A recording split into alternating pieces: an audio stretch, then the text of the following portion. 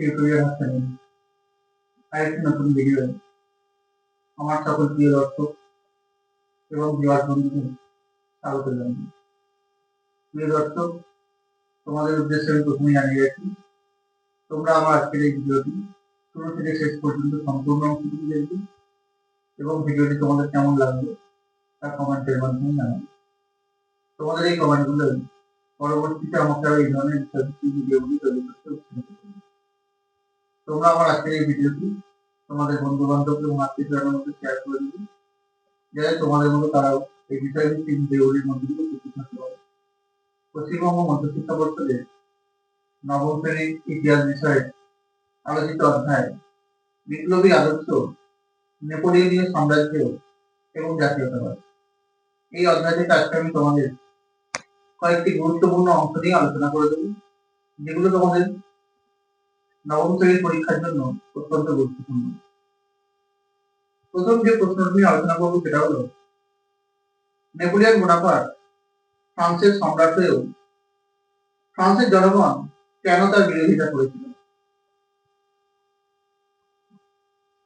তৎকালীন পরিস্থিতিতে বা সপ্তদশ, অষ্টদশ ও 19 শতকে নৌ শক্তিতে বলীয়ান ইংল্যান্ডকে অর্থনৈতিক দিক থেকে দুর্বল করার জন্য ফ্রান্সের সম্রাট নেপোলিয়ন অর্থনৈতিক অবরোধ বা মহাদেশীয় অবরোধ চালু করেছিলেন। এই অবরোধের দ্বারা নেপোলিয়ন ইংল্যান্ডকে অর্থনৈতিকভাবে দুর্বল করার পাশাপাশি ফ্রান্সের আর্থিক উন্নতি ঘটানোর চেষ্টা করেছিলেন। সেই উদ্দেশ্যে তিনি প্রাথমিকভাবে কিছুটা সফল হয়েছিলেন, কারণ এর ফলে ফ্রান্সের কৃষি এবং বাণিজ্য উভয় বৃদ্ধি পেয়েছিল। কিন্তু সেটা ছিল সাময়িক। খুব তাড়াতাড়ি এই মহাদেশীয় ব্যবস্থার দুর্বলতা প্রকট হয়ে দেখা দিয়েছিল। ইউরোপের অন্যান্য দেশের মতোই ফ্রান্সের বণিক এবং শিল্পপতিরা এই ব্যবস্থার বিরোধিতা করতে শুরু করেছিল। মহাদেশীয় ব্যবস্থা কার্যকর করার জন্য নেপোলিয়ন ফরাসি বণিক এবং শিল্পপতিদের উপর চড়া হারে শুল্ক আরোপ করেছিলেন।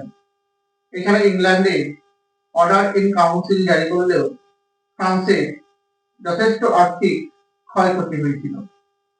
এই সমস্ত কারণেই ফ্রান্সের বুর্জোয়া এবং শিল্পপতিদের পাশাপাশি অসংখ্য সাধারণ মানুষ নেপোলিয়নের বিরোধিতা করতে শুরু করেছিল। এরপরে গুরুত্বপূর্ণ একটি প্রশ্ন হলো, নেপোলিয়ন আইবেরীয় উপদ্বীপে কেন পর্তুগালের বিরুদ্ধে অভিযান চালিয়েছিলেন?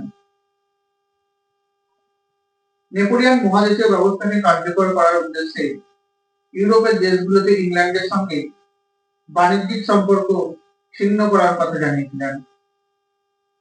তিনি বার্লিন ডিক্রি জারি করে পর্তুগালকে মহাদেশীয় ব্যবস্থায় বা কন্টিনেন্টাল সিস্টেমে সামিল হতে বলেছিলেন। নেপোলিয়ন পর্তুগালের রাজাকে ইংল্যান্ডের সঙ্গে সমস্ত ধরনের বাণিজ্যিক সম্পর্ক ত্যাগ করার কথা এবং ইংল্যান্ডের পণ্য সামগ্রী বাজেয়াপ্ত করে নেওয়ার কথা নির্দেশ দিয়েছিলেন। যদিও পর্তুগাল নেপোলিয়নের এই নির্দেশকে মানতে অস্বীকার করেছিল, তার পেছনে ছিল কয়েকটি উল্লেখযোগ্য কারণ। পর্তুগাল ছিল ইংল্যান্ডের পুরনো মিত্র দেশ। এছাড়া ইংল্যান্ড ও পর্তুগাল প্রায় 200 বছর ধরে বাণিজ্যিক সম্পর্কে আবদ্ধ ছিল। ইংল্যান্ড এবং পর্তুগালের ভৌগোলিক অবস্থান তাদের বন্ধুত্বপূর্ণ যে পরিচয় ছিল তার সহায়ক ছিল। পর্তুগাল ছিল ব্রিটিশ বাণিজ্যের অন্যতম প্রধান কেন্দ্র, আর নেপোলিয়ন তা ভেঙে দিতে চেয়েছিলেন। নেপোলিয়নের আসল উদ্দেশ্যই ছিল সমগ্র আইবেরীয় উপদ্বীপকে অধিকার করে নেওয়া, আর তার জন্য তিনি প্রথমে পর্তুগালকে দখল করতে চেয়েছিলেন। তিনি স্পেনের সঙ্গে ফন্টেনব্লুর গোপন সন্ধি স্বাক্ষর করে স্থির করেছিলেন যে তারা পর্তুগাল দখল করে নিজেদের মধ্যে ভাগ করে নেবে। 1807 খ্রিস্টাব্দে ফ্রান্স এবং স্পেনের যুগ্ম বাহিনী মার্শাল জুনোর নেতৃত্বে স্পেনের ভূখণ্ড অতিক্রম করে পর্তুগাল আক্রমণ করেছিল। পর্তুগালে এর মধ্য দিয়েই মহাদেশীয় ব্যবস্থা প্রবর্তিত হয়েছিল। এরপরে নেপোলিয়নের দৃষ্টি পড়েছিল স্পেনের দিকে। নেপোলিয়নের স্পেন আক্রমণের পেছনে যে সমস্ত কারণগুলি ছিল সেগুলি হল, মহাদেশীয় অবরোধ ব্যবস্থা কার্যকর করার জন্য সমগ্র আইবেরীয় উপদ্বীপের উপর কর্তৃত্ব স্থাপন করার প্রয়োজন ছিল। ফরাসি সম্রাট নেপোলিয়ন বোনাপার্ট পর্তুগাল আক্রমণ করলেও তার কিন্তু মূল লক্ষ্যই ছিল ইউরোপের আরেক সমৃদ্ধশালী দেশ স্পেন দখল করা। তবে তার স্পেন আক্রমণের পেছনে কিছু অন্য কারণও ছিল।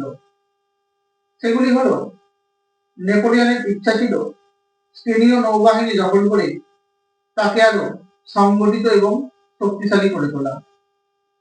ইউরোপের অন্যান্য দেশের মতো স্পেনও তাকে মুক্তিদাতা বলে অভিনন্দন জানাবে, এটা নেপোলিয়নের আশা ছিল। কিন্তু নেপোলিয়ন স্পেনীয়দের মনোভাব বুঝে উঠতে পারেননি। স্পেন এবং প্রাসিয়া মিলিতভাবে ফ্রান্স আক্রমণের পরিকল্পনা করতে জেনে নেপোলিয়ন বাধ্য হয়ে স্পেন দখলে এগিয়ে গিয়েছিলেন। কারণ নেপোলিয়ন মনে করতেন যে নিজের বংশের শাসন ক্ষমতা বজায় রাখতে গেলে স্পেনকে তার দখলে আনতে হবে। এছাড়াও এই স্পেনের অস্থির রাজনৈতিক অবস্থাকে নেপোলিয়ন সেই সময় কাজে লাগাতে চেয়েছিলেন। আর তার এই স্পেন দখলের যে অভিযান, সেখান থেকে ইতিহাসে স্পেনীয় ক্ষত নামক একটা কথা যুক্ত হয়েছে। নেপোলিয়নের পতনের অন্যতম প্রধান কারণই ছিল এই স্পেনীয় ক্ষত।